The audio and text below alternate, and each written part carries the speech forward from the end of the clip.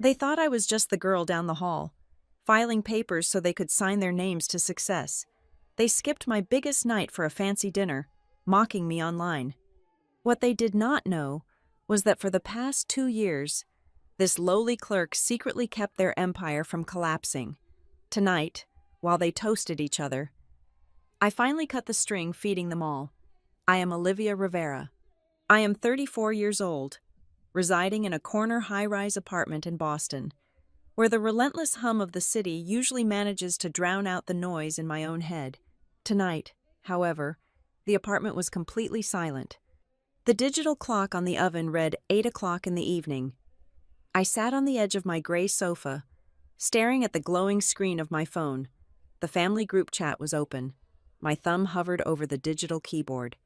I had drafted the message 4 different times, painstakingly stripping away any trace of vulnerability, any hint of the desperate child who still lived somewhere deep inside my chest, quietly begging to be seen and validated.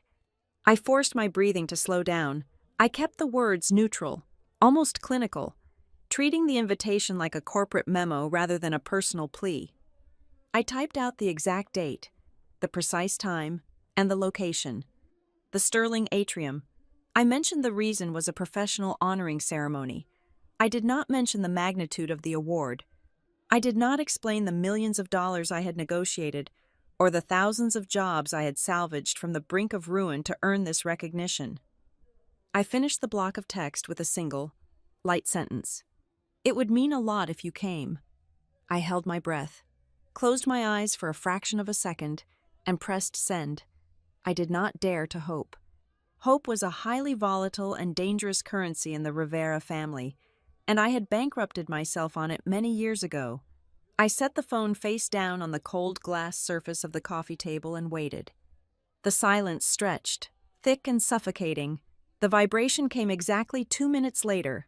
It buzzed violently against the glass, a harsh, grating sound that made my shoulders tense instinctively. My father, Dean Rivera, was always the first to strike. He possessed a predator instinct for spotting weakness. I picked up the phone, the metal casing feeling heavy in my palm. His response was a masterclass in casual cruelty. "Award for what?" he wrote, the lack of punctuation amplifying the disdain. Filing faster than everyone else, a second message followed immediately after, landing like a physical blow. "Do not let it go to your head. You are just a lowly clerk." I read the words twice. The letters blurred slightly on the bright screen. Not from tears, because I had stopped crying over his insults a decade ago, but from the sheer, predictable exhaustion of it all. Just a lowly clerk.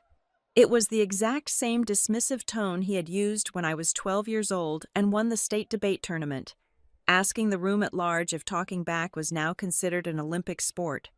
He had a gift for taking any achievement of mine and shrinking it down to a joke.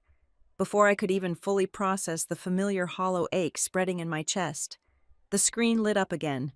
My sister, Brooke Rivera, had eagerly joined the fray. She never missed an opportunity to align herself with the dominant power in the room, and in our family. Dean was the undisputed king. "I cannot make it," she typed rapidly. "I already have plans that evening for something much more important. We are celebrating my new brand partnership. Sorry, not sorry. Cannot change the schedule for a paper-pushing banquet." Brooke was 32 years old, yet her brand of cruelty possessed the precise, unrefined edge of a high school mean girl holding court in a cafeteria. There was absolutely no apology in her words, no polite fiction of regret.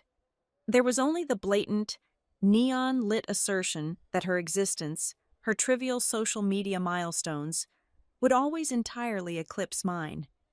I stared at her message, feeling a dull throb behind my temples. I waited for the final verdict. I waited for the matriarch to weigh in. My mother, Carla Rivera, chimed in precisely 1 minute later. She did not offer a defense.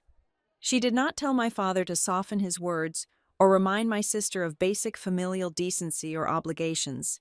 She simply replied with a digital text conveying a thumbs up, a silent, sanitized gesture of complete complicity. That was her signature move. Carla never wielded the knife herself, but she always handed the blade to them and then conveniently looked the other way, pretending there was no blood on the floor. The screen finally went dark, mirroring the sudden drop in my own internal temperature. The silence in the living room rushed back in, feeling thicker and heavier than before. I stood up slowly, leaving the phone on the table as if it were a contaminated object. I walked across the smooth hardwood floor, unlatched the heavy glass sliding door, and stepped out onto the balcony. The Boston night air was sharp, biting, and immediately sobering. The wind whipped off the harbor, cutting straight through the thin silk fabric of my blouse, but I welcomed the freezing sensation. It grounded me in my physical body. I leaned heavily against the metal railing, my bare hands gripping the freezing steel, and looked down at the endless river of headlights winding through the city streets far below. Hundreds of thousands of people down there were rushing home to families who loved them. People who actively asked about their days. People who celebrated their quiet victories with genuine smiles. Standing there, I felt a profound, aching chill settle deep into my bones. But my mind was terrifyingly, brutally clear. They were not merely too busy to attend my event. They were fundamentally and utterly incurious about my life. Over the past decade, they had never once asked for the actual name of my firm, the true nature of my daily responsibilities, or the logical reason I could afford a luxury apartment in one of the most expensive zip codes in the entire state. They did not ask because they absolutely did not want to know. The truth was an inconvenience to their carefully constructed reality. They needed me to be small. They required me to be the lowly clerk, the unremarkable, gray backdrop against which they could brightly project their own grand, fabricated narratives of ultimate success. Dean deeply needed a failure in the family to feel like a titan of industry. Brooke desperately needed a plain, invisible sister to feel like a radiant star. Carla merely needed the comfortable status quo to remain undisturbed at all costs. They had jointly built their entire identities on the solid foundation of my assumed mediocrity. If they ever acknowledged my ascent, their own fragile pedestals would instantly crumble to dust. Suspended above the glowing city, I realized with absolute certainty that this text exchange was not a sudden shock. It was not a rare aberration in their behavior. It was merely the newest, heaviest link, forged in a long chain of disdain that had dragged heavily behind me from early childhood straight into adulthood. I clearly remembered the high school graduations where they arrived 40 minutes late and left before the final speech. I remembered the prestigious college acceptance letters that were met with disinterested shrugs and complaints about tuition costs. I remembered every single quiet achievement I had forcefully swallowed down over the years, because sharing it out loud only ever invited mockery and derision. The immense pain I felt right now was not born from this single, isolated rejection. It was born from the tragic, humiliating realization that after all these years, I was still holding out a cup to a well I knew was bone dry. I had spent my entire existence trying to translate my inherent worth into a language they could understand, foolishly hoping that one day I would earn the basic right to sit at their table as an equal. But the table was rotten to the core. The feast they offered was a complete lie. Slowly, a strange, suffocating weight began to lift from my shoulders, dissipating into the night air. The cold wind filled my lungs, clean and purifying. Anger is usually loud, erratic, and utterly exhausting. What I felt in this precise moment was not anger. It was an absolute glacial detachment.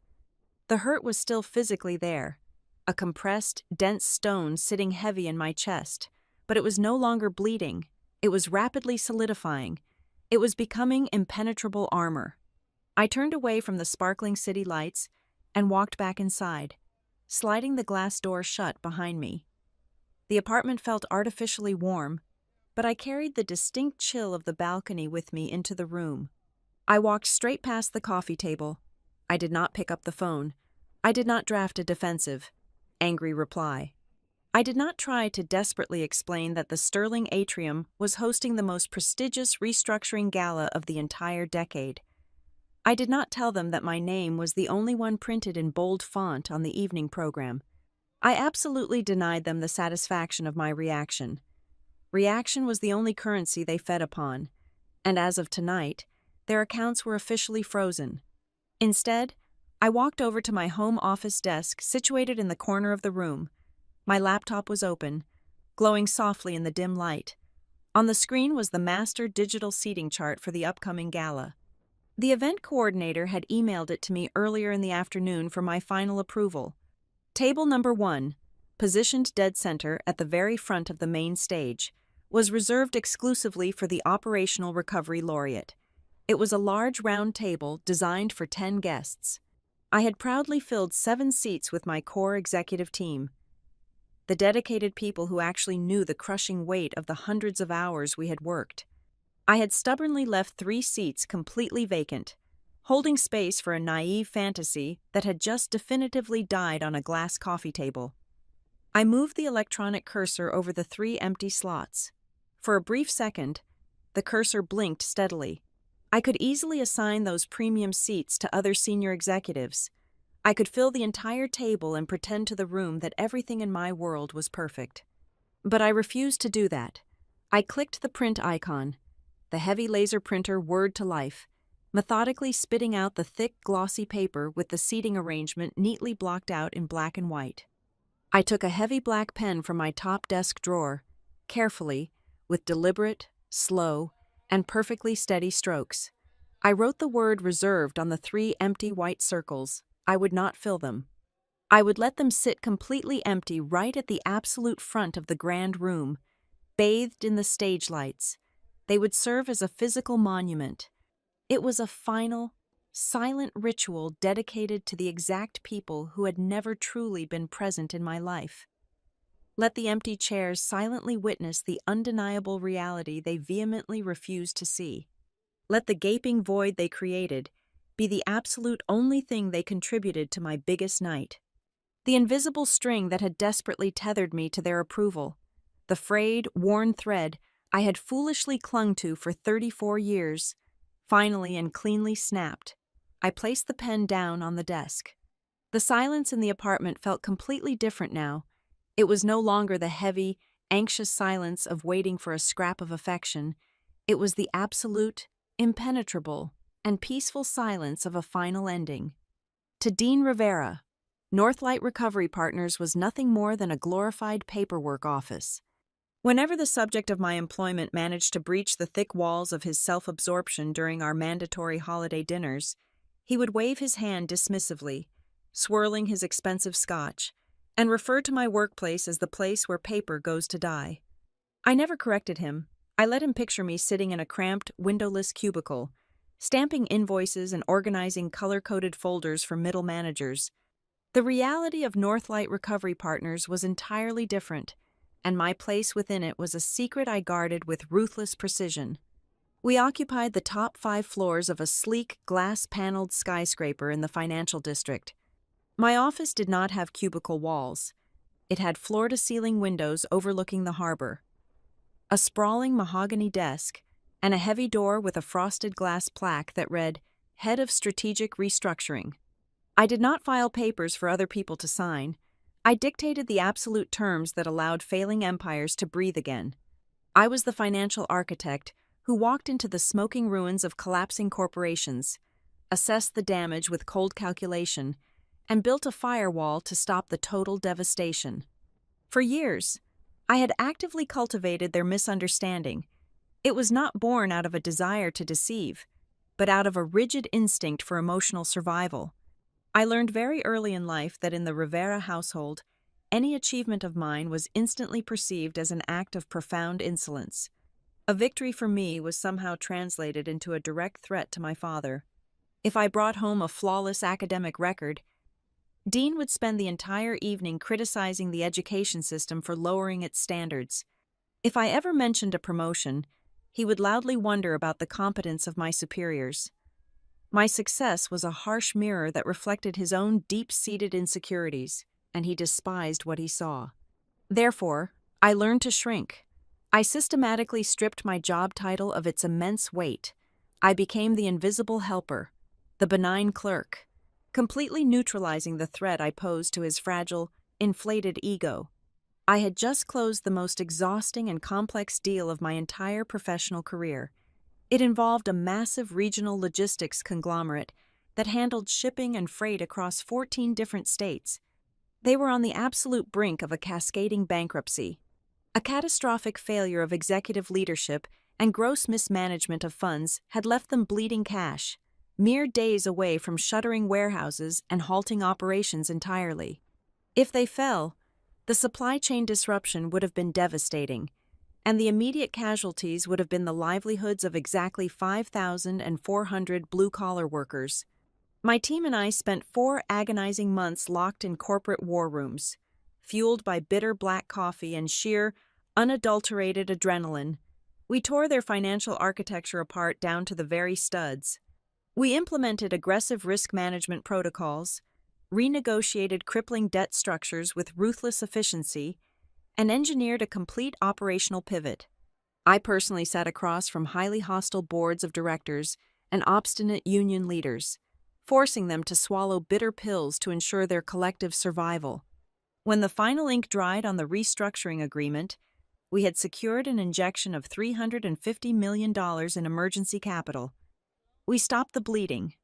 We preserved every single one of those thousands of jobs without shedding a single tear. No one in my family knew a single detail about this monumental task. They did not know about the sleepless nights, the intense, high-stakes negotiations, or the immense pressure of holding thousands of human futures in my hands.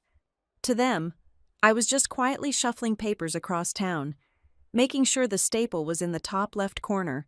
It was precisely this logistics turnaround that had earned me the Operational Recovery Laureate. In the insular, high-stakes world of corporate restructuring, this award was not a mere participation plaque handed out for perfect attendance. It was the highest possible endorsement of strategic brilliance and operational execution.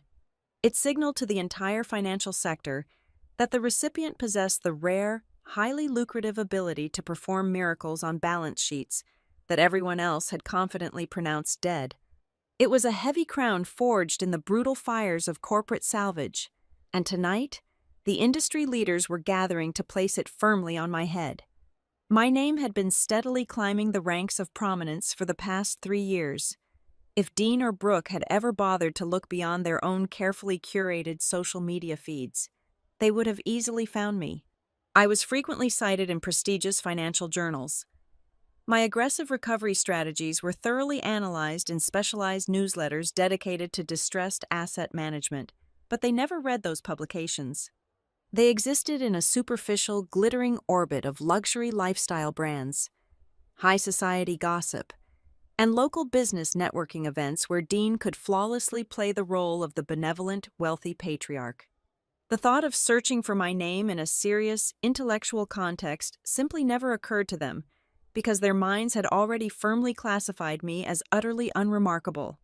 Walking through the plush, carpeted corridors of my firm earlier that week, surrounded by senior colleagues who deferred to my judgment and managing partners who actively sought my counsel, the dichotomy of my existence had felt starker and more violently contrasted than ever before. Here, within these glass walls, I was a recognized force of nature. I commanded respect not through loud demands, but through undeniable competence and concrete results. I navigated rooms full of aggressive corporate attorneys and highly skeptical investment bankers with lethal grace. Yet, the moment I stepped into my parents' sprawling suburban house, I was magically transformed back into the quiet, slightly disappointing daughter who was only good for fetching another bottle of wine from the cellar or holding Brooke's designer coat. The profound realization that settled over me was cold, precise, and entirely devoid of self-pity. The greatest tragedy of my life was not simply that my family severely underestimated me. Underestimation is merely a lack of accurate information, a temporary blind spot that can theoretically be corrected with hard evidence. No, the absolute truth was far more sinister and deeply entrenched. The ultimate tragedy was that they had built the entire architecture of their own identities upon the foundational, non-negotiable requirement that I remain permanently beneath them. Dean's booming confidence, his swaggering posture as the highly successful business owner, relied heavily on the stark contrast of my supposed mediocrity. He desperately needed a baseline of failure within the family unit to elevate his own narrative of triumph. Brooke's glittering, chaotic persona as the beautiful, important socialite strictly required a drab, invisible sister to serve as the negative space that made her vibrant colors pop. I was the dark, unremarkable velvet cloth upon which they proudly displayed their imitation diamonds. If they were forced to acknowledge the reality of my life, if they were forced to look at the head of strategic restructuring, who commanded hundreds of millions of dollars and single-handedly saved entire corporate ecosystems, the resulting shockwave would completely shatter their carefully constructed delusions. They did not just casually ignore my immense potential. They actively and systematically suppressed it, starving it of light and air, because my genuine ascension would mean their ultimate displacement. They needed the lowly clerk. The clerk was a safe, known entity. The clerk asked for absolutely nothing, threatened no one, and expected nothing in return. I had spent so many years meticulously curating a smaller, significantly safer version of myself to protect them from the blinding glare of my own light. I had swallowed my fierce pride, buried my massive victories, and quietly accepted their endless condescension as the unavoidable, heavy tax I had to pay for a microscopic shred of family harmony. But harmony built on a rotting foundation of suppression is just a prolonged hostage situation disguised as domestic peace. They honestly thought they understood every single facet of Olivia Rivera. They thought they had successfully mapped my intellectual limitations and securely fenced me into a quiet, easily manageable corner of their vibrant, noisy world. They were absolutely certain that the pathetic woman they had mocked in their cruel text messages was exactly who I was. Their supreme, unshakable arrogance was their greatest vulnerability. By willfully blinding themselves to my reality, by aggressively refusing to see the immense power I wielded every single day in the brutal, unforgiving arena of corporate finance, they had left their own flanks completely exposed. They believed I was walking onto the battlefield completely unarmed. They had absolutely no idea that I secretly controlled the entire arsenal. The label was slapped onto me when I was exactly 12 years old. It happened on a Tuesday evening in our sprawling colonial-style kitchen. I had just proudly presented a group history project where I had organized the research, assigned the roles, and practically written the entire script for my classmates. My father glanced at the rubric, took a sip of his iced bourbon, and casually declared that I was a wonderful helper. He said I lacked the natural magnetism required for true leadership, but I was exceptionally good at supporting the people who did have it. That single sentence, delivered with the casual authority of a judge handing down a life sentence, became the blueprint for my entire existence in his house.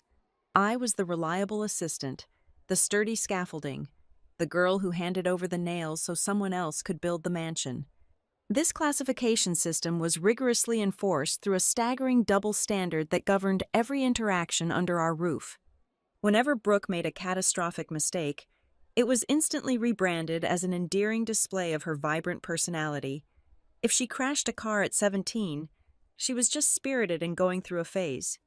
If she failed a semester of college, she was merely an artistic soul stifled by rigid academic structures. But whenever I exceeded expectations, the narrative shifted to undermine me.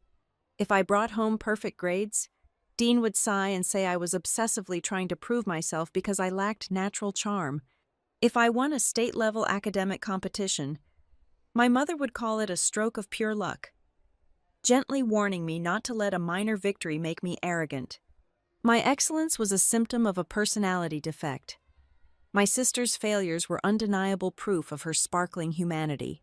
Brooke was the undisputed golden child, because she fit seamlessly into the glossy, manufactured image of the Rivera family. Dean loved to parade her around at country club mixers and corporate holiday parties. She was undeniably beautiful, breathtakingly loud, and possessed an uncanny ability to read a room and tell wealthy men exactly what they wanted to hear. She was the gleaming hood ornament on my father's luxury sedan. I, on the other hand, was the engine buried deep under the hood, coated in grease and completely invisible, expected to do the heavy lifting while she caught all the admiring glances. I learned very early that bringing my genuine self into those brightly lit rooms only resulted in being ushered back into the shadows. So, I adapted. I learned the immense, protective power of absolute silence. While Brooke spent her teenage years demanding attention and throwing dramatic tantrums that held the entire household hostage, I quietly retreated to the periphery. I watched them. I studied the way my father manipulated investors over the phone. I observed the way my mother traded social currency at charity luncheons. I absorbed every brutal lesson about power, leverage, and human weakness that played out in our living room. I became an empty vessel, diligently filling myself with hard skills, legal knowledge, and financial literacy. I knew the applause in that house would never be directed at me, so I stopped performing for their audience. I started working solely for my own future, building an impenetrable fortress of competence brick by tedious brick. The architecture of this emotional abuse would never have held up without my mother. Carla Rivera was not the one shouting insults or making overt comparisons, but her passive complicity was its own specific brand of violence. Whenever Dean diminished my accomplishments or elevated Brooke at my expense, Carla would simply sip her tea and look out the window. Her silence was a heavy, suffocating blanket that smothered any chance of rebellion. By refusing to intervene, by never once telling her husband that he was destroying one daughter to inflate the other, she established his cruelty as the absolute, unquestionable law of the land. She taught me that seeking justice or fairness from the people who were supposed to protect me was a completely futile endeavor. Growing up steeped in this toxic favoritism, Brooke naturally came to view me as nothing more than a highly convenient household appliance. I was the sister who was always available to quietly fix the messes she left in her wake. I was the one who wrote her apology emails when she offended her friends. I was the one who balanced her checkbook when she inevitably overdrew her accounts buying designer handbags.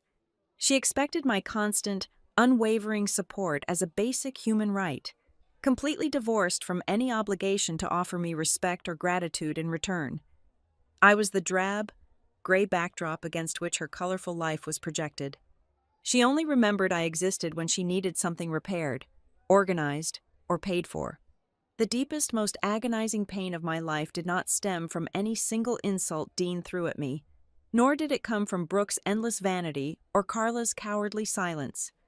The true bleeding wound was the horrifying realization of my own desperate complicity. For over 2 decades, I had secretly, pathetically harbored the hope that if I just worked hard enough, if I became useful enough, if I solved enough of their problems, they would finally look at me and see someone worthy of love. I had actively participated in my own subjugation. I had allowed them to wear me down into something small and manageable, because I was starving for even the smallest crumb of their affection. I had spent my entire life trying to earn a seat at a table where the chairs were deliberately designed to break under my weight, standing alone in my apartment on the night of my greatest professional triumph, letting the cold reality of their rejection wash over me. The final veil dropped. I did not feel a sudden, fiery explosion of rage. Rage is an emotion reserved for people who still believe they have been wronged by those capable of doing right. What I felt was a profound, chilling clarity. I finally understood that the fundamental issue was not my father's arrogance or my sister's selfishness. The issue was the sprawling, parasitic system they had built, a system completely dependent on my endless willingness to play the role of the quiet, dependable helper. For years, I had been the load-bearing pillar of their manufactured reality. I had absorbed their financial shocks, cleaned up their administrative disasters, and provided the stable foundation they needed to continue living their reckless, glamorous lives. And they repaid me by ensuring I remained small, invisible, and utterly disregarded. But a system only functions as long as the foundation holds. The epiphany hit me with the force of a freight train. I did not need to scream, demand apologies, or force them to see my worth. I simply needed to stop being the pillar. I needed to step out from underneath the crushing weight of their expectations and watch with cold detachment as the entire rotting structure finally collapsed under its own profound emptiness. The sterling atrium was a cavernous space of vaulted glass and polished marble, designed specifically to make the people inside feel as though they were standing at the very center of the universe. I arrived exactly at 7:30 in the evening. I wore a floor-length, tailored black dress completely devoid of any sequins, lace, or unnecessary embellishments. It was architectural, severe, and functioned perfectly as a suit of armor. I stepped through the grand double doors entirely alone, my posture rigid, my expression locked into a state of absolute, unbreakable calm. The air inside hummed with the low, rich murmur of the financial elite. There was the constant clinking of crystal flutes, the soft rustle of expensive silk, and the heavy scent of aged leather and imported orchids. As I navigated the crowded foyer, the sea of dark suits and elegant evening gowns naturally parted. These were the apex predators of the corporate world, the managing partners of global equity firms, and the chief executives of multinational conglomerates. They did not look past me. They caught my eye, smiled with genuine professional deference, and extended their hands. "Good evening," they said, addressing me exclusively by my formal title. They congratulated me on navigating the hazardous debt markets over the past 12 months. They quietly referenced the specific union negotiations I had salvaged and the hostile board takeovers I had masterminded. Every handshake, every nod of respect from these titans of industry served to highlight the 3 glaringly empty chairs at my table. I could easily see the thick black ink spelling out the word reserved on those pristine white placards from across the room. The sight was bitter, a sharp sting of what should have been, yet simultaneously, it felt incredibly hollow. Those empty seats held absolutely no power over me anymore. They were merely ghosts attending a banquet meant solely for the living. 4 miles away, in the heart of the boutique dining district, a completely different performance was being broadcasted live to the world. Velvet Ash was the kind of restaurant that prioritized its lighting aesthetic over the quality of its food. A velvet-lined cavern designed strictly for people who desperately needed to be seen spending money. My sister had secured the largest booth in the center of the main floor. She had positioned her smartphone on a sleek portable tripod, the glaring ring light washing out the ambient glow of the dining room. She was currently live-streaming what she proudly dubbed her family success dinner to her 85,000 devoted followers. Brooke leaned into the camera lens, tossing her perfectly styled blonde hair over her shoulder. Her lips painted a vibrant, aggressive shade of crimson. She flashed a practiced, dazzling smile and laughed a high, musical note that carried over the background jazz. "Oh my God, you guys are so sweet," she crooned to the scrolling chat. "We are just celebrating my new brand launch tonight. My sister could not make it. Unfortunately," she pouted her lips in a grotesque pantomime of sympathy. "She is at some corporate banquet getting a participation plaque for office clerks. I swear, they give out awards for literally just filing documents and answering phones nowadays." A rapid flurry of laughing emojis and mocking comments quickly scrolled up the right side of her screen. Brooke giggled, feeding off the blind validation of thousands of strangers, completely oblivious to the sheer absurdity of her cruelty. At that exact moment, my father leaned into the frame. He was wearing his custom-tailored navy blazer, his silver hair swept back, projecting the absolute image of a seasoned tycoon. He raised his glass of expensive red wine toward the camera lens, a smug, self-satisfied smirk settling comfortably onto his features. "Let me tell you something," he announced in his booming, authoritative voice, performing for an audience he could not even see. "People who never run anything, people who never take actual risks, they absolutely love certificates. They need little pieces of paper to tell them they are doing a good job, because they do not have the guts to build an actual empire." He took a slow, deliberate sip of his wine, thoroughly pleased with his own profound wisdom. He had unconsciously repeated the exact same philosophy that had been used to crush my spirit since I was a child. To him, my entire existence was a punchline, a cautionary tale of mediocrity used to elevate his own fabricated legend. And seated quietly next to him, dipping a piece of artisan bread into a bowl of seasoned olive oil, my mother smiled serenely at the camera, perfectly content to let the public execution proceed without a single objection. The grand ballroom at the Sterling Atrium suddenly plunged into darkness. Save for the brilliant spotlight sweeping across the main stage, the ambient chatter instantly died down, replaced by a tense, anticipatory silence. I took my seat at the head of Table 1, flanked by my fiercely loyal executive team, the master of ceremonies, a highly respected financial journalist, stepped up to the acrylic podium. We are gathered tonight to honor an individual whose strategic brilliance and unflinching nerve have single-handedly rewritten the rules of corporate salvage, the presenter began, his voice echoing through the massive sound system. When a supply chain network valued at over $800 million was mere hours away from total collapse, threatening to decimate the regional economy, this woman did not flinch. She stepped into the chaos. She functioned as the ultimate strategic architect, tearing down a corrupted financial structure and rebuilding it into an impregnable fortress. She navigated treacherous waters, faced down impossible odds, and ultimately engineered a miraculous recovery that will be studied in business schools for the next 2 decades. I sat perfectly still in the darkness, listening to the booming voice articulate my exact worth to a room full of the most powerful people in the city. Every single word was a meticulously crafted brick, building a monumental testament to my genuine capabilities. I was not a helper. I was not a lowly clerk. I was the architect.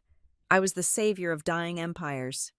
I heard the exact definition of my value ringing out through the cavernous hall, and for the very first time in my 34 years of life, I did not need a single person from my family to validate it. "Please welcome to the stage," the presenter commanded, his voice rising to a powerful crescendo, "our operational recovery laureate, Olivia Rivera." The entire ballroom erupted. It was not a polite, reserved smattering of applause. It was a thunderous, standing ovation. 400 industry leaders pushed back their chairs and rose to their feet, the sound of their applause echoing like a physical force against the marble walls. I stood up. I smoothed the front of my minimalist black dress. I walked toward the glowing steps of the stage with slow, measured strides. As I reached the podium and looked out over the sea of faces illuminated by the stage lights, I did not feel a sudden, overwhelming surge of emotion. I did not feel the prickle of hot tears behind my eyes. I did not feel the desperate, lifelong urge to look over my shoulder and search for my father's approving nod or my mother's comforting smile. What washed over me instead was a terrifying absolute clarity. It was a cold, pure awakening, entirely devoid of any residual sentimentality. The 3 empty chairs in the front row were no longer symbols of my personal rejection.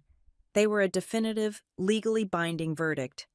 The people sitting in that velvet-lined booth across town, laughing into a smartphone camera and mocking the very hands that secretly held up their fragile world, had made their final choice.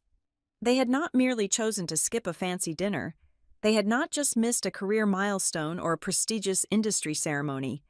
By choosing to abandon me tonight, by loudly and publicly reaffirming their absolute contempt for my existence, they had missed their absolute final opportunity to act like a family. They had gleefully walked past the last available exit ramp on a highway leading straight into a concrete wall. I placed my hands firmly on the edges of the podium, feeling the cool, solid acrylic beneath my palms. I looked out at the brilliant, blinding lights. The applause continued to roar, a deafening wave of genuine recognition.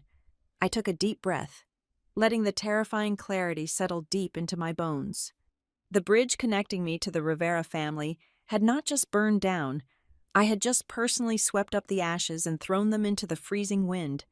I stepped forward to the microphone, absolutely ready to claim what was mine, fully aware that when tomorrow morning arrived, I was going to systematically dismantle everything that was theirs. 2 years ago, the meticulously polished facade of Rivera Mason Atelier began to crack under the immense weight of its own operational incompetence. My father liked to introduce himself as a visionary architect of commercial spaces, but the reality of his business model was far less glamorous. He ran his firm not as a functioning enterprise, but as a personal treasury designed exclusively to fund his ego. He bled his own company dry through chronic mismanagement, ostentatious overhead, and a fatal habit of alienating his best subcontractors by delaying payments for 90 or sometimes even 120 days. When the commercial real estate market experienced a slight contraction, his fragile house of cards immediately buckled. His balance sheet was a graveyard of toxic liabilities. No reputable financial institution was willing to extend him even a single dollar of credit. Commercial banks took one look at his audited financials, saw the glaring red flags of high executive compensation paired with plummeting revenue, and firmly shut their heavy vault doors. Yet, while his accounts payable department dodged furious phone calls from suppliers, Dean continued to operate exactly as he always had. He still leased a brand new luxury vehicle every 12 months. He still hosted lavish catered events at the country club, stubbornly refusing to acknowledge the gaping abyss opening up right beneath his Italian leather shoes. I sat in my office late one evening, reviewing the bankruptcy filings of a competitor in his sector, and I knew exactly what was coming for him. I also knew exactly who would bear the brunt of the impact. It would not be Dean. Men like my father always managed to parachute to safety, landing softly on hidden offshore accounts or liquidating quiet assets. The true victims would be the innocent people occupying the lower floors of Rivera Mason Atelier. The draftsmen, the project managers, the administrative assistants, and the junior designers would be the ones locked out of the building on a random Tuesday, their healthcare severed and their final paychecks bouncing. I refuse to let hundreds of hardworking professionals lose their livelihoods simply because they had the misfortune of being employed by a narcissist. So, I engineered a highly classified intervention. I did not intervene out of a blind, dutiful sense of daughterly love. I did it to buy time, to protect the vulnerable workforce, and most importantly, to establish absolute control over the blast radius if the detonation ever became inevitable. Using a portion of my own accumulated capital and leveraging my extensive network in the distressed debt sector, I quietly established a separate, anonymous legal entity. I named it Harbor Vale Capital. Through a trusted third-party intermediary, a bulldog attorney who specialized in discreet corporate acquisitions, Harbor Vale Capital approached Rivera Mason Atelier with a lifeline. We offered to purchase his non-performing debt and provide a senior secured revolving credit facility to stabilize his operations. We were essentially buying his company's survival. However, the financing agreement was not a standard, friendly loan. It was a highly sophisticated, rigorously structured trap, disguised as a rescue package. The contract I drafted was a masterpiece of forensic financial restriction. It contained dozens of ironclad negative covenants. I explicitly forbade the withdrawal of any operational funds for personal spending or executive bonuses. I included a strict prohibition against transferring any corporate assets into the names of family members. I legally blocked the use of revolving capital for any luxury expenses, unapproved marketing campaigns, or personal travel. Every single dollar injected by Harbor Vale Capital was legally tethered to the core survival of the business operations, tracked and monitored with ruthless precision. When my intermediary presented the massive stack of legal documents to my father, Dean barely glanced at the terms. He did not read the dense paragraphs on page 42 detailing the severe consequences of a covenant breach. His towering arrogance completely blinded him to the intricate web I was spinning around his wrists. In his mind, he was simply too important to fail. He fundamentally believed that there would always be some foolish, overly eager institutional investor ready to hand him cash just for the privilege of associating with the Rivera brand. He eagerly signed his name on the dotted line, officially handing over the master keys to his kingdom, utterly convinced he had just outsmarted the system once again. The sudden influx of liquidity did not serve as a wake-up call for my family. It served as gasoline poured directly onto the fire of their delusions. My sister, completely ignorant of the precarious financial engineering keeping the lights on, interpreted the sudden resumption of cash flow as definitive proof that our father was an invincible titan of industry. Brooke immediately doubled down on her extravagant lifestyle. She maxed out her credit limits. Assuming the company coffers were overflowing once more, she aggressively expanded her shallow social media presence, broadcasting a lifestyle of unlimited wealth, completely unaware that every single designer handbag and luxury vacation was being indirectly funded by the restrictive grace of a silent creditor she openly despised. The beauty of the Harbor Vale capital structure was its total anonymity. The holding company was registered in a state that did not require the public disclosure of beneficial owners. The legal correspondence was handled entirely by a boutique firm in Chicago, completely isolating me from the day-to-day interactions with my father's chief financial officer. Whenever Dean's accounting department submitted their monthly compliance certificates, they were sending them into a black box, completely unaware that the person scrutinizing their cash flow statements was the exact same woman they had mocked at the Thanksgiving dinner table. I reviewed those ledgers with the dispassionate, surgical precision of a coroner examining a corpse. I saw the pathetic attempts to disguise personal expenditures as legitimate business costs. I saw the highly questionable consulting fees paid to Brooke for marketing services she never actually rendered. I watched them slowly and systematically edge closer and closer to the tripwires I had hidden deep within the master credit agreement.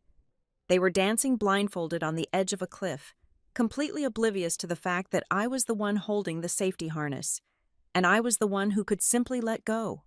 For 24 months, I maintained absolute, unbroken silence. I watched from the shadows as they squandered the second chance I had secretly manufactured for them. I made a silent pact with myself during those 2 years. I told myself that I would not pull the trigger. I promised myself that as long as they treated me with a baseline level of human decency, just the bare minimum required of a family, I would allow their artificial ecosystem to continue functioning. I did not demand apologies for the past.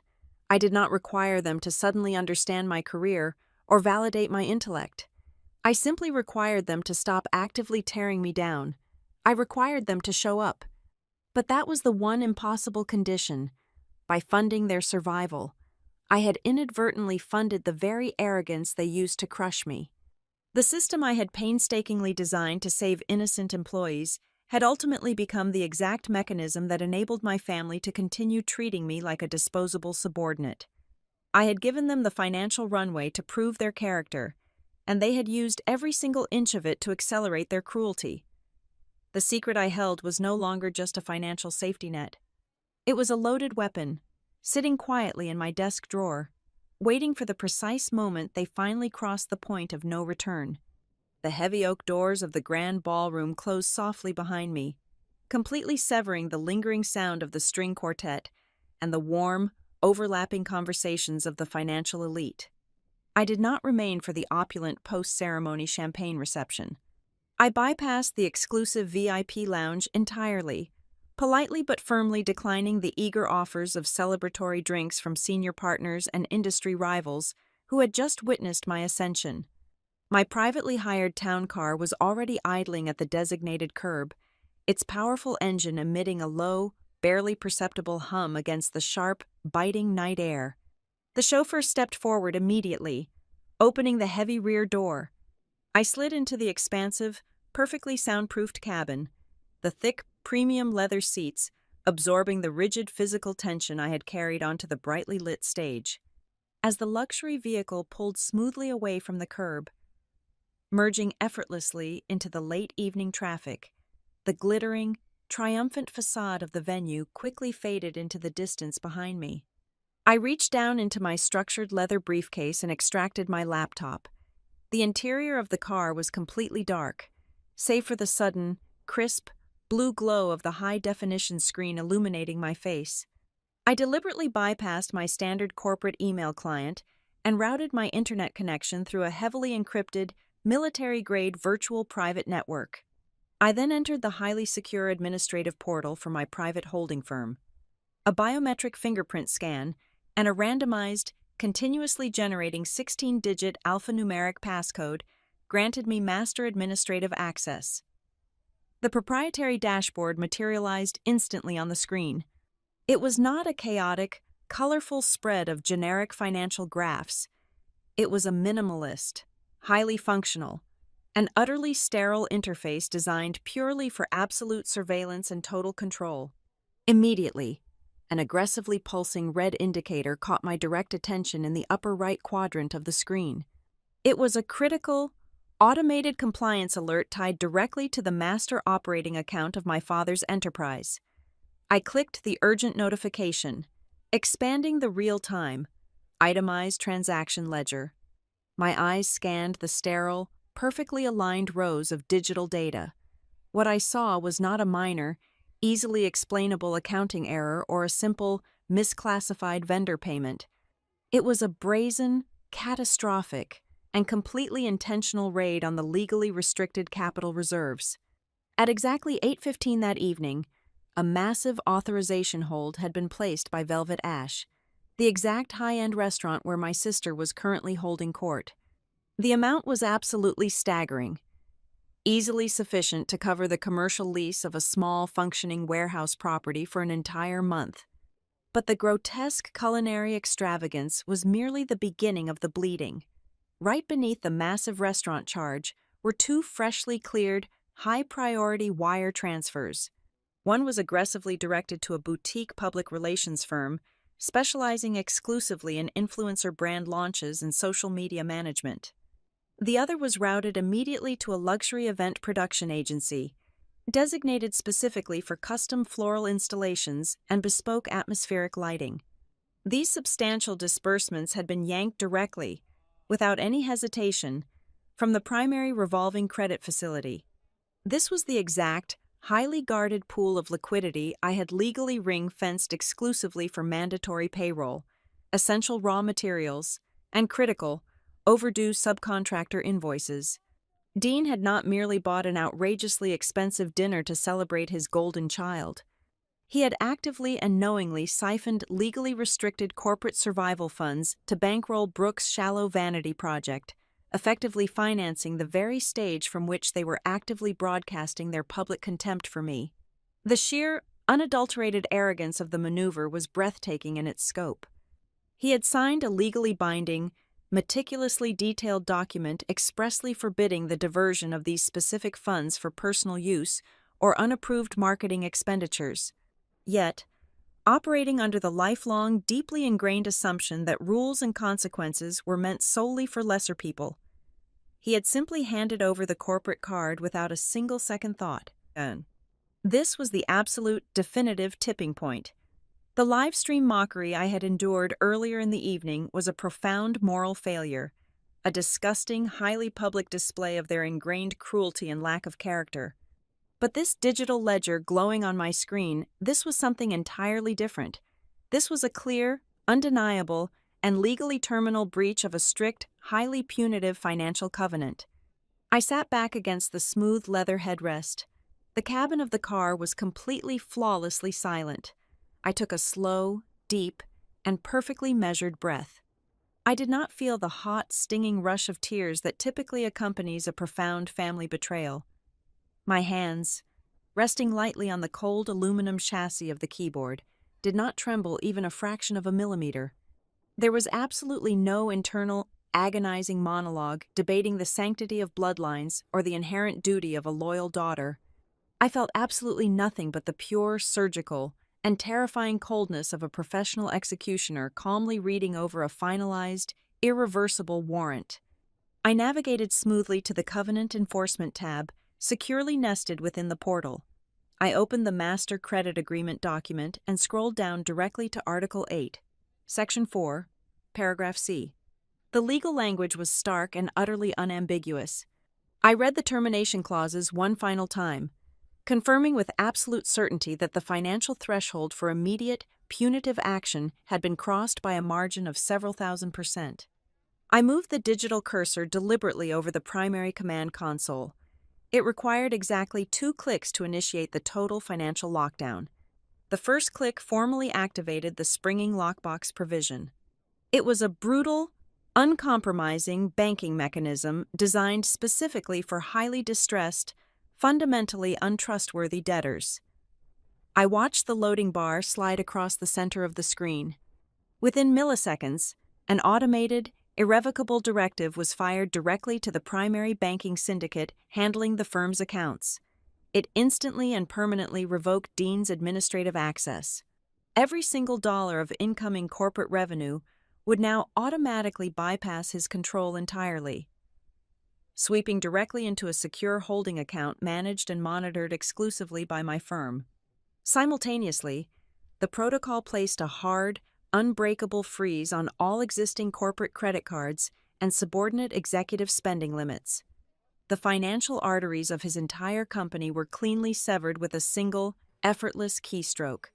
The second click dispatched the formal, legally binding notice of acceleration. The software system automatically generated a highly detailed, electronically certified legal document and blasted it directly to the inbox of his chief financial officer, his external general counsel, and his personal accounting team. The notice officially declared a terminal, uncurable default.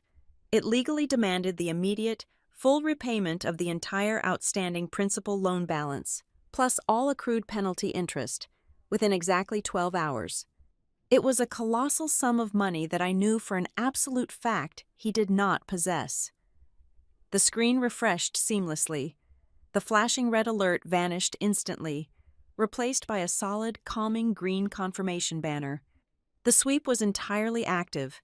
The lockbox was fully engaged. The legal notices were successfully delivered. I gently closed the laptop, the sudden, comforting darkness washing over the back seat of the car once again. I turned my head to look out the heavily tinted window. The luxury vehicle was gliding smoothly down the brightly illuminated, historic avenues of Boston, passing row after row of glowing street lamps, bustling sidewalks, and towering glass corporate facades. For my entire existence, my relationship with my family had been strictly governed by a toxic, deeply entrenched, and unchanging habit. They took endlessly. They mocked relentlessly. They consumed greedily. And I quietly absorbed the devastating impact. I had been the silent, highly effective shock absorber for their endless, spiraling dysfunction. But as the vibrant city lights blurred past my window, a profound, chilling, and permanent peace settled deeply into the center of my chest. I had just entirely dismantled the shock absorber. I had definitively stopped subsidizing their blatant disrespect with my own hard-earned capital. From this exact second forward, the Rivera family dynamic, as it had always existed, was officially dead. The long, agonizing era of blind indulgence, unearned luxury, and endless second chances had been permanently terminated by a silent digital sweep. Tomorrow morning, when the sun rose over the city and the financial institutions opened their heavy doors, my father and my sister would wake up to a completely alien, terrifying reality. They were no longer operating in a soft, forgiving world shielded by habit or protected by my silent, unrewarded endurance. They were finally, inescapably, entering the brutal, unforgiving world of absolute consequences. I settled deeper into the premium leather seat of the town car and opened the social media application on my phone. I navigated directly to Brooke's public profile. The bright red circle indicating an active live broadcast was still glowing steadily at the top of the screen. I tapped the icon. I did not want to miss the exact moment the suffocating illusion they had forced me to live under for my entire life finally shattered into pieces. Through the harsh, artificial glare of Brooke's portable ring light, Velvet Ash looked exactly like a gaudy, overproduced theater set. Half-eaten plates of expensive truffle risotto and empty Wagyu beef sliders littered the expansive, dark wood table. The waiter, a tall young man wearing a crisp white shirt and a tailored black vest, approached their booth. He carried a sleek black leather folio containing the final bill, the total cost for the imported vintage wine, the sprawling feast, and the custom decorative desserts would easily rival the monthly rent of a modest city apartment. Dean barely looked up from his self-important monologue. He confidently reached into the breast pocket of his tailored navy blazer, retrieved his heavy metal corporate card, and tossed it carelessly onto the silver tray. Brooke was entirely distracted, busy adjusting her hair for the camera lens and giggling at the rapidly scrolling comments from her thousands of devoted viewers. The waiter walked away toward the register, but he returned less than 3 minutes later.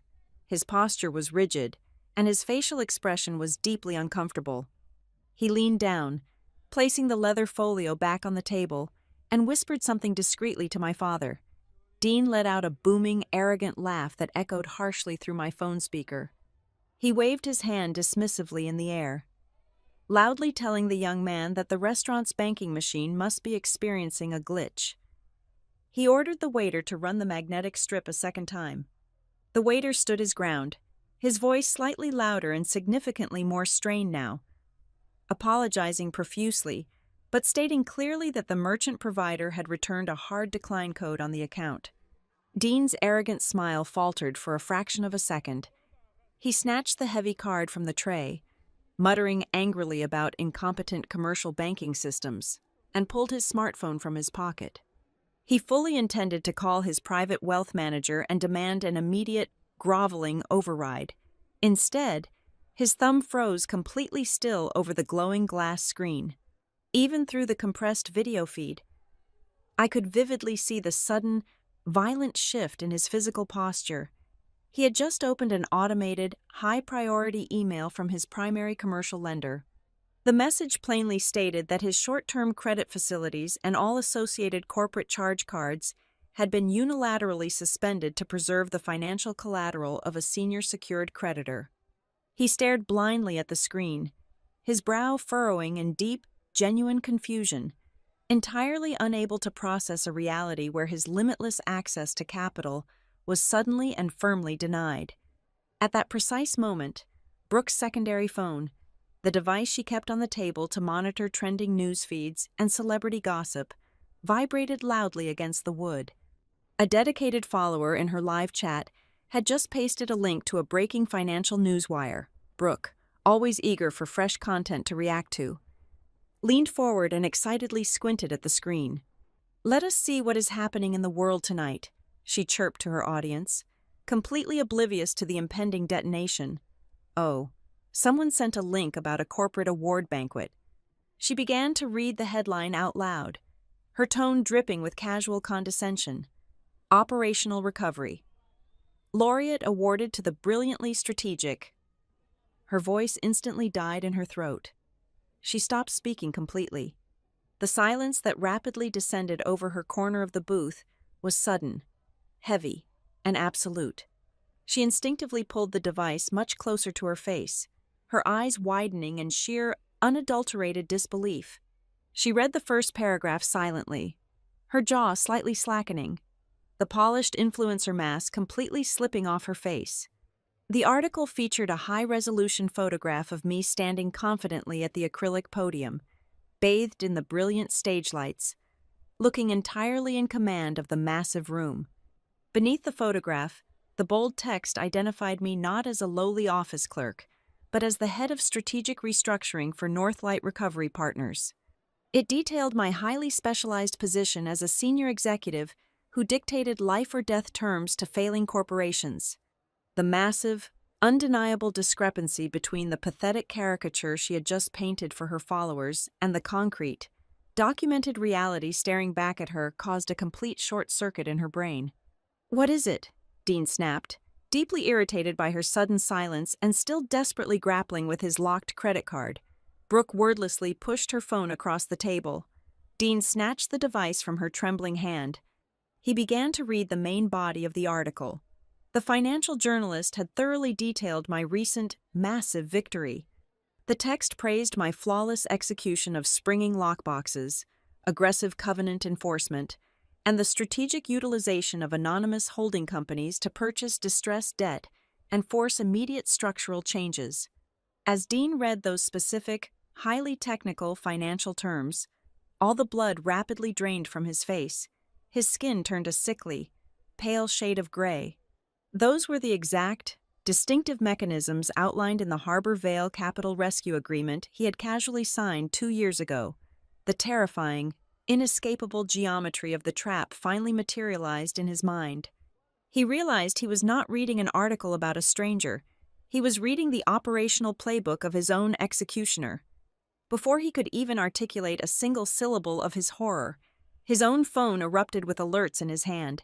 It was a frantic, terrifying text message from his chief financial officer. I knew exactly what the message said, because I had legally triggered the notification myself just minutes prior. The accountant was reporting a catastrophic, company-wide systemic failure. The master operating account was completely locked. The controlling creditor had legally invoked their absolute right to sweep every single dollar of tomorrow morning's cash flow. Furthermore, the controlling party had issued a formal legal demand requiring a comprehensive, forensic explanation for all corporate capital recently diverted to unapproved personal marketing and luxury lifestyle expenses. The deadline for full compliance was strictly set at 12 hours. Failure to comply would result in immediate, forced asset liquidation. My mother, Carla, had been sitting quietly in the corner of the booth, sipping the very last drop of her expensive red wine. She looked at her husband's ashen, terrified face, then down at her daughter's trembling hands. She leaned over the table and read the glowing screen of the abandoned phone. For the very first time in my entire life, I saw the thick, impenetrable veil of her willful ignorance violently torn away. She looked absolutely paralyzed. She realized, in one blinding flash of absolute horror, that the lavish, comfortable lifestyle she desperately clung to, the expensive designer clothes she wore, and the very meal currently digesting in her stomach, had been entirely funded by the quiet, unacknowledged mercy of the daughter she had allowed them to casually abuse for decades. She realized that the silent valve keeping their lungs filled with air was firmly gripped in my hand, and I had just twisted it completely shut. The most profoundly poetic element of the entire disaster was that Brooke, in her state of total, paralyzing shock, had completely forgotten to end the live broadcast. The bright ring light continued to shine its unforgiving beam directly onto their panicked, devastated faces. 85,000 people were actively watching the wealthy, arrogant Rivera family completely implode right in the middle of their decadent dessert course.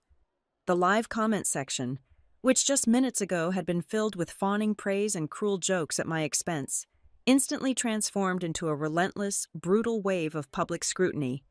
Viewers aggressively asked why the black credit card was declined. They asked why the supposedly powerful father looked like he was about to suffer a medical emergency. They linked the financial article in the chat and loudly asked if the highly successful sister they had just publicly insulted was actually the one paying for the very food on their plates. I watched my father frantically waving down the waiter, patting his pockets for a personal credit card he knew perfectly well was already at its maximum limit. I watched my sister staring blankly at the rapidly scrolling comments, her entire manufactured digital empire crumbling into dust before her eyes. I watched my mother sitting as still as a stone statue, suffocating under the crushing, undeniable weight of her own complicity. They were entirely stripped of their assumed power, their unearned pride, and their comforting illusions. They were completely exposed to the unforgiving, brutal judgment of the public square they had always so desperately craved. The grand performance was officially over. I pressed the screen of my phone, closing the application entirely, and let the quiet, soothing darkness of the moving car wash over me. My heart was not racing. My hands were perfectly steady. I felt an overwhelming sense of profound, immaculate order. The sleek town car was navigating the quiet residential streets when the glowing screen of my phone shattered the darkness of the cabin. The caller identification displayed my father's name. I let it ring 3 times. I watched the digital letters pulse against the black background. I took a slow breath, feeling the cool air of the climate control system against my skin, and pressed the green icon to accept the call. I brought the device to my ear but said absolutely nothing. I let the open line stretch between us. On the other end, the ambient noise of a busy city parking lot leaked through the speaker. I could hear the distant roar of a revving engine and the sharp click of Brooke's designer heels pacing rapidly on the concrete pavement. Then, Dean spoke. The booming, arrogant baritone that had dictated the reality of my entire life was completely gone. It was replaced by a thin, reedy frequency. It was the frantic, breathless sound of a man who had just stepped onto a staircase in the dark and found nothing but empty air beneath his foot. "Olivia," he stammered, his breath catching in his throat. He did not ask how my evening went. He did not ask about the award.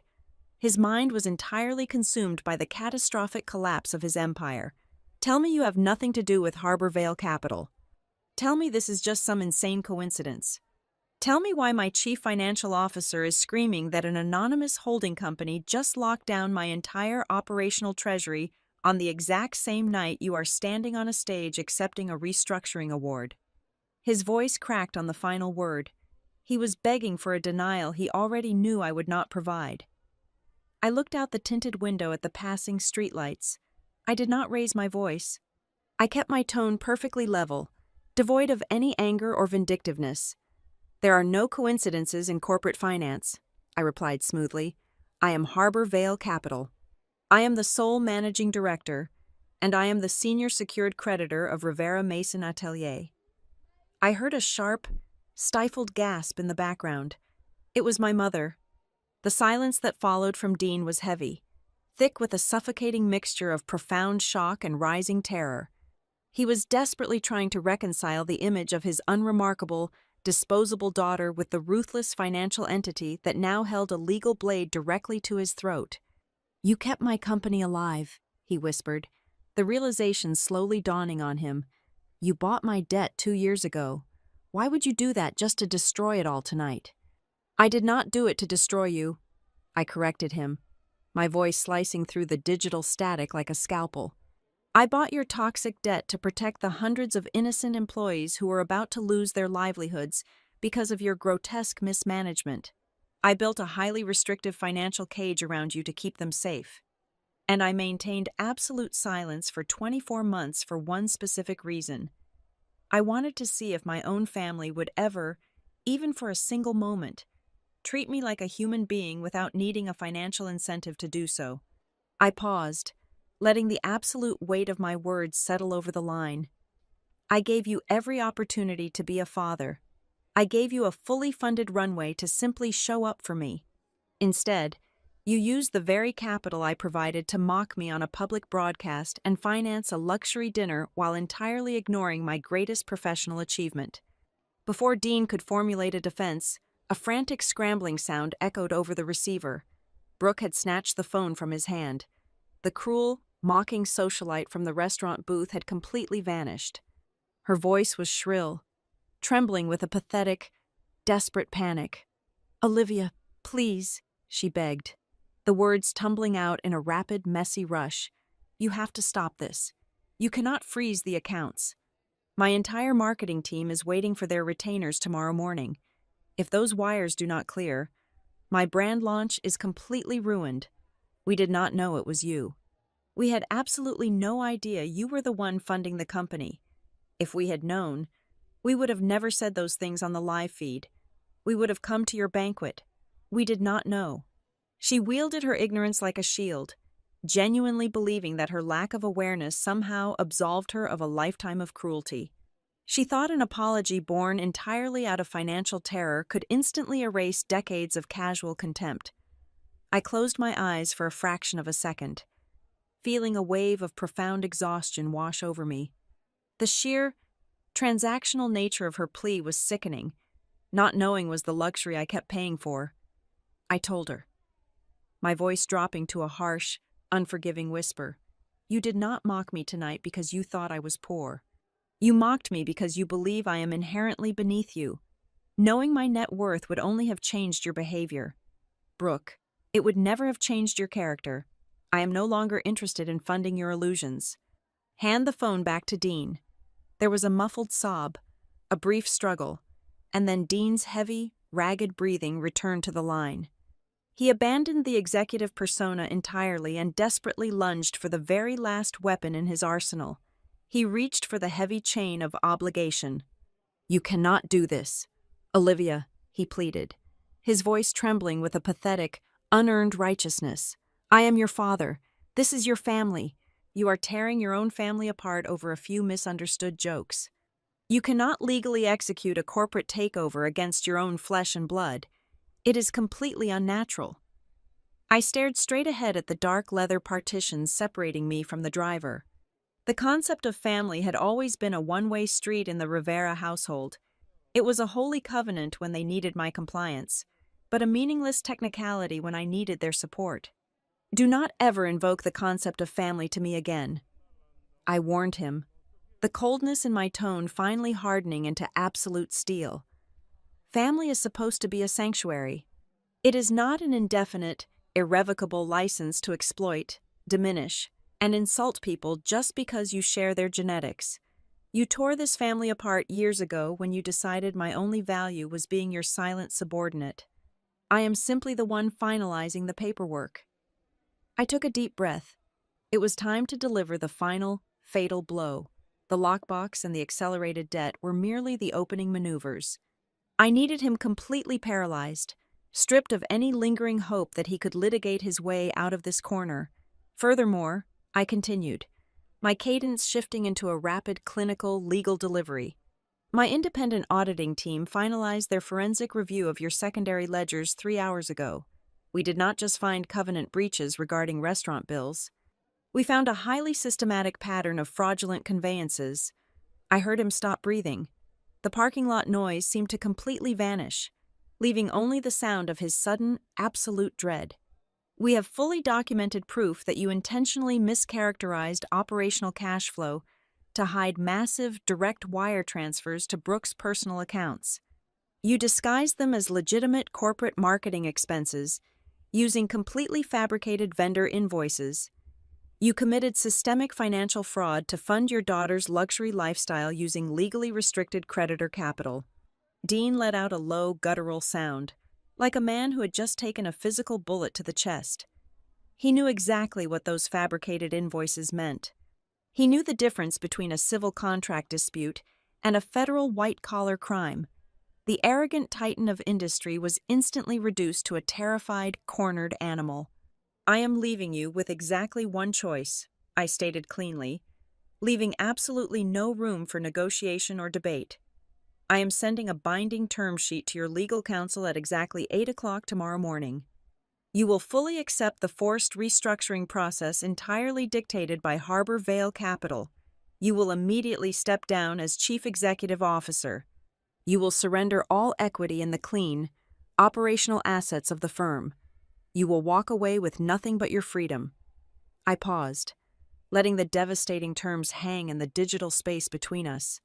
If you attempt to fight me, if you delay the signature by even 5 minutes, or if you ever try to contact me outside of official legal channels again, I will not hesitate.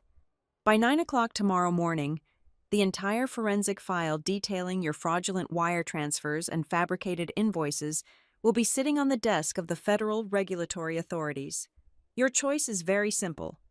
You can either lose the company, or you can lose the company and spend the next 10 years sitting in a federal penitentiary. There was no booming defiance. There was no arrogant counteroffer. There was only the sound of his complete, unconditional surrender echoing in the silence. I ended the call.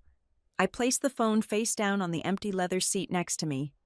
The heavy, suffocating burden I had carried for 34 years was finally completely gone. The surgical extraction was over. Dean Rivera did not sign the binding term sheet at 8 o'clock the following morning. Arrogance is a chronic, deeply embedded condition, and his particular strain was completely terminal. He firmly believed he could outmaneuver me. He spent the next 48 hours aggressively burning through his prestigious contact list. He made frantic, whispered phone calls from his private office to private equity contacts, wealthy golf course associates, and regional commercial lenders. He desperately tried to spin the sudden account freeze as a temporary administrative error, a minor legal misunderstanding that could be easily rectified with a bridge loan of $2 or $3 million. However, in the highly interconnected, ruthless world of high finance, toxic news travels at the absolute speed of light. My legal team had properly and publicly registered the default notices across all relevant banking channels.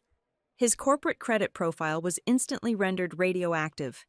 No sane institutional investor or wealthy individual was willing to inject a single dollar into an enterprise legally flagged for severe covenant breaches and currently under investigation for internal wire fraud. By the evening of the third day, the booming, unshakable confidence he had wielded like a weapon his entire life was entirely replaced by a hollow, echoing panic. He was completely cornered, and the walls were rapidly closing in.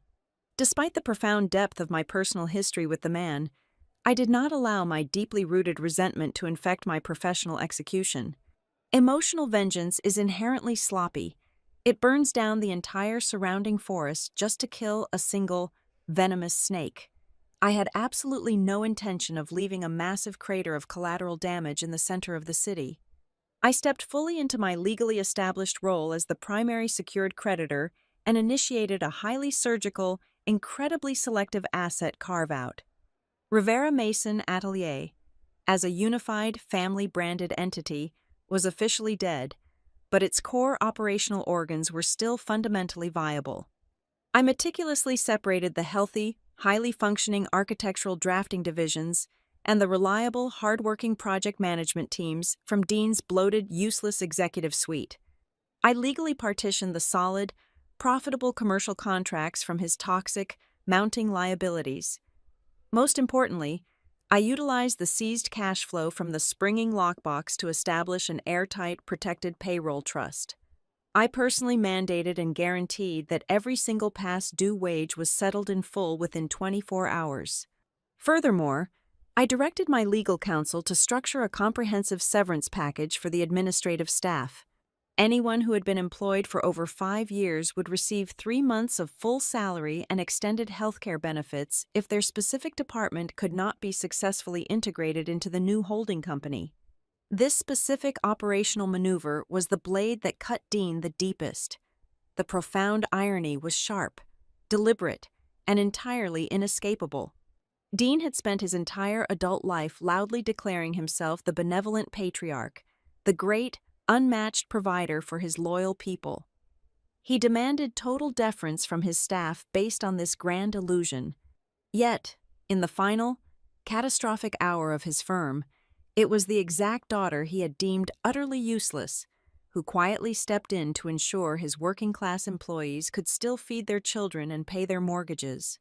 He was forced to sit in his dark office and watch me systematically dismantle his kingdom while simultaneously fulfilling the fundamental moral obligations he had completely abandoned. He was financially ruined, but more importantly, he was utterly emasculated in the very arena he valued most.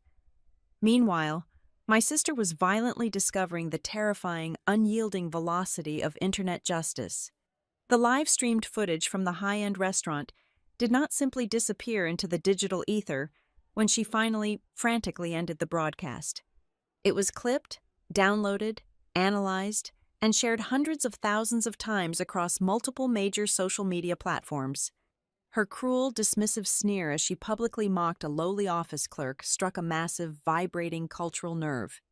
In an economy where millions of hardworking individuals were grinding through demanding administrative jobs just to keep a roof over their heads, her arrogant, unearned entitlement was absolute poison.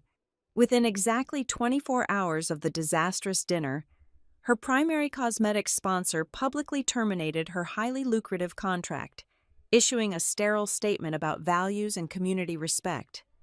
3 boutique fashion labels and a major lifestyle brand followed suit by the end of the same week, completely severing all ties and demanding the immediate return of their unreleased merchandise. Brooke desperately attempted to stem the bleeding by posting a tearful apology video, but her absolute inability to produce genuine tears, combined with her continued insistence that she was the true victim of a coordinated cyberbullying campaign, only accelerated the backlash. She was suddenly bleeding massive amounts of capital, entirely cut off from the secret corporate funding she had stolen, and simultaneously banished from the artificial digital ecosystem that exclusively fed her profound vanity. It was my mother who finally attempted to bridge the rapidly widening, silent chasm between us, though her underlying motives were entirely transparent.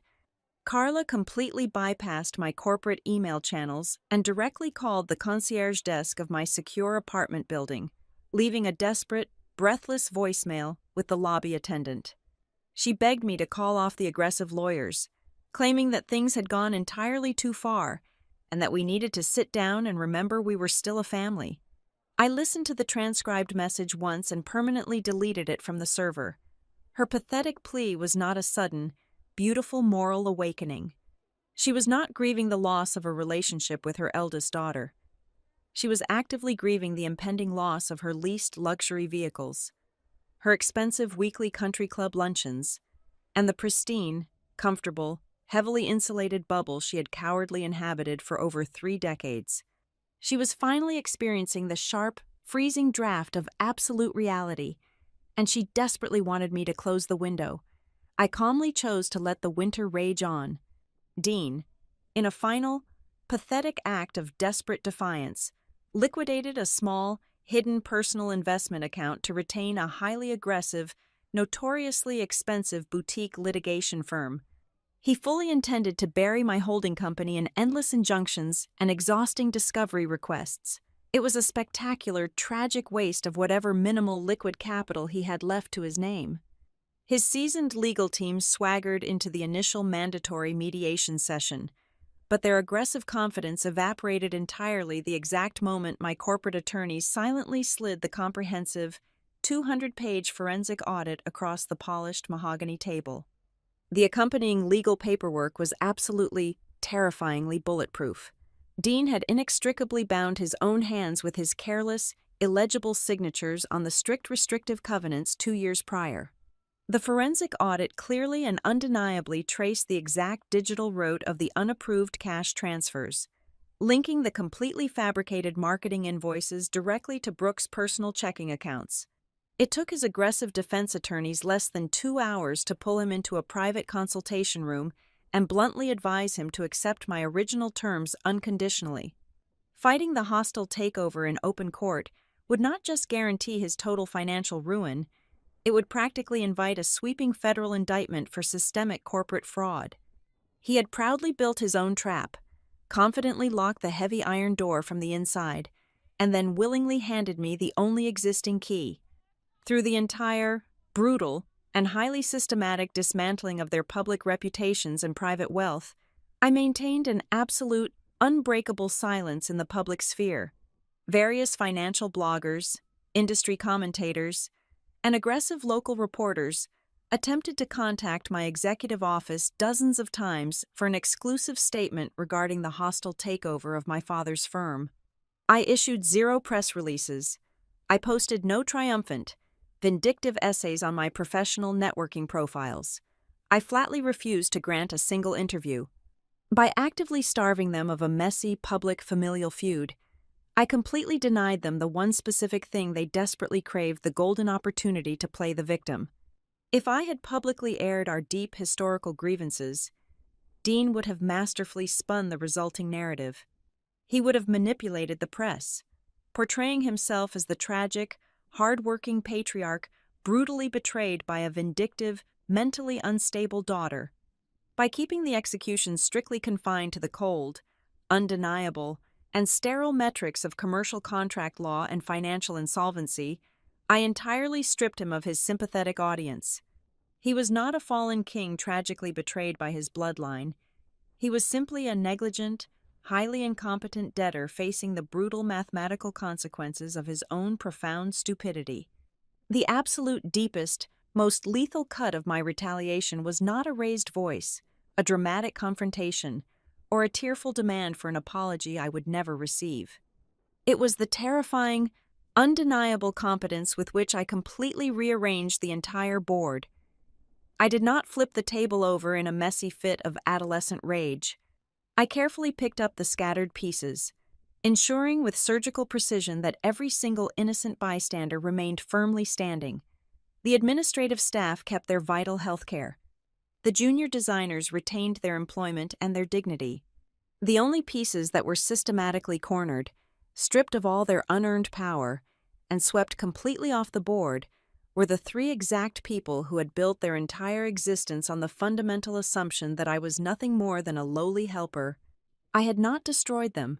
I had simply, quietly, and permanently stopped preventing them from destroying themselves. The ultimate climax of this corporate execution did not take place in a dramatic courtroom or a shouting match in a family living room. It unfolded entirely within the sterile, gray walls of a third-party receivership office on the 42nd floor of a downtown high-rise. The court-appointed supervisor had organized a forced asset sale to liquidate what was left of the estate. It was a bleak, windowless room filled with the scent of stale coffee and impending ruin. Dean sat at the far end of the long conference table, flanked by his exhausted legal counsel. His suit was perfectly pressed, a final, desperate attempt to project authority. He was still desperately clinging to the delusion that he could retain the core intellectual property, that he could somehow walk away from this disaster with the Rivera name still proudly plastered across the facade of the manufacturing facility. At exactly 10 o'clock in the morning, the heavy glass doors of the conference room swung open to admit the lead bidder. When I walked through the threshold, the oxygen instantly vanished from the room. I wore a structured charcoal gray suit, carrying nothing but a slim leather folio. I did not walk in representing Harbor Vale Capital, the shadow creditor that had legally forced his hand. I walked in as the sole managing director of a completely new, impeccably funded legal entity named Ashmere Operating Group. I did not enter that room as a daughter seeking closure, nor as an angry victim seeking a chaotic confrontation. I arrived as the absolute only person in the entire city possessing the liquid capital, the pristine financial credentials, and the unyielding legal right to purchase the healthy, operational organs of his firm free and clear of all his toxic liabilities. Dean stared at me, his eyes wide, his mouth slightly open, the last lingering remnants of his arrogant facade shattered into microscopic pieces as he finally comprehended the absolute totality of my design. He realized, with agonizing clarity, that I had meticulously mapped out this entire acquisition months in advance. I had engineered a perfect, legally binding escape hatch, a brilliant corporate lifeboat designed to carry the hundreds of innocent, hard-working employees to safety, and I had deliberately, carefully ensured there was absolutely no seat on that lifeboat for him. Brooke was sitting in the corner chair, clutching her designer handbag like a physical shield. The magnitude of the transaction was entirely lost on her until the court-appointed supervisor began reading the finalized terms of the asset purchase agreement aloud. The supervisor detailed the immediate transfer of all physical equipment, the existing client contracts, and the commercial real estate leases. Then, he reached the section regarding intellectual property and branding. The purchasing entity, Ashmere Operating Group, the supervisor read in a dry, monotonous voice, expressly declines to acquire the Rivera family name, trademarks, or associated brand identities. Effective within 48 hours of closing, the purchased operational entity will be completely rebranded. All existing signage, digital footprints, and corporate communications bearing the Rivera name will be permanently dismantled and destroyed. Brooke let out a sharp, genuine gasp, completely devoid of her usual theatricality. Tears immediately began spilling down her carefully contoured cheeks. It was not the loss of the massive financial fortune that finally broke her. It was the total, merciless erasure of her identity. The prestigious family brand she had ruthlessly leveraged to elevate her own artificial value on the internet, the name she had used to demand free luxury goods and VIP access, was going to literally cease to exist. In a matter of days, her entire digital empire would be anchored to a ghost ship. The name Rivera was about to become absolutely synonymous with total financial failure and federal fraud investigations. Her social currency had just dropped to absolute zero. I sat down directly across from my father. I opened my leather folio, unscrewed the cap of my fountain pen, and began signing the dense stacks of transfer documents. My signature was steady, flowing effortlessly across the crisp white pages. With every stroke of the pen, I was officially securing the employment of the core drafting team, protecting the pensions of the senior managers, and permanently excising the rot that had nearly destroyed them. But more importantly, I was delivering a symbolic cut that inflicted a pain far more agonizing than the simple loss of money. I was completely erasing his legacy. I was taking the empire he claimed to have built with his own bare hands, stripping his name off the foundation, and proving to the entire financial sector that the company was infinitely more valuable without him in it. When the final document was fully executed and notarized by the supervisor, I stood up from the table. The transaction was complete. The company was officially mine. Dean pushed his chair back. His hands were trembling so violently, he had to grip the edge of the mahogany table just to remain standing. The furious, booming patriarch was gone. The cunning, manipulative businessman was gone. He looked completely hollowed out, reduced to a desperate, broken man staring at the absolute ruin of his own making. "Olivia," he whispered, his voice cracking, devoid of any anger or authority. His eyes searched my face for any trace of the desperate, eager child who used to beg for his approval. "You cannot just walk away like this, after everything. I am still your father." I paused at the door. I turned around and looked him directly in the eyes. I felt no rage. I felt no tragic, overwhelming sorrow. The space inside my chest where those chaotic emotions used to live was completely replaced by a smooth, impenetrable block of solid ice. "You were," I replied, my voice echoing coldly against the bare walls. "Before you mistook my silence for permission, I turned my back on him and walked out the heavy glass doors. I did not wait to hear Brooke's sobbing or my father's pathetic protests. I stepped into the descending elevator and pulled my phone from my pocket. I opened my contact list and systematically selected the numbers for Dean, Brooke, and Carla. With 3 deliberate, effortless taps, I permanently blocked them from all communication channels. They would never reach my personal line again. They would never access my corporate email. If they ever wished to speak to me, they would have to file a formal request through a team of highly aggressive corporate litigators. When I stepped out of the high-rise building and onto the bustling, sunlit streets of Boston, the cold winter air hit my face. I held the heavy leather folio containing the absolute future of a newly revived enterprise tightly against my side. I did not feel the sudden, explosive urge to scream in triumph. I did not feel the loud, chaotic validation of a cinematic victory. What I felt was something infinitely more powerful. I felt a profound, immaculate, and terrifyingly clean equilibrium.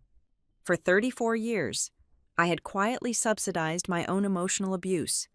I had allowed them to constantly withdraw from my spirit, my intellect, and ultimately my bank accounts, while they proudly treated me like a worthless, disposable servant. Today, the endless cycle of theft was officially over. The ledger was finally permanently balanced. The absolute heaviest burden I had ever carried was gone, and I was stepping into the rest of my life completely, terrifyingly free.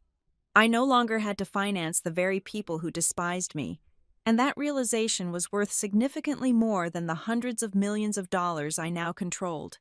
Thank you so much for listening to this entire story.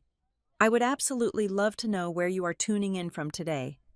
So please leave a comment below so we can connect, share our thoughts, and build a great community. If you enjoyed this journey, please make sure to subscribe to the Maya Revenge Stories channel, like this video, and show your support by hitting the hype button so this story can reach and be heard by many more people around the world.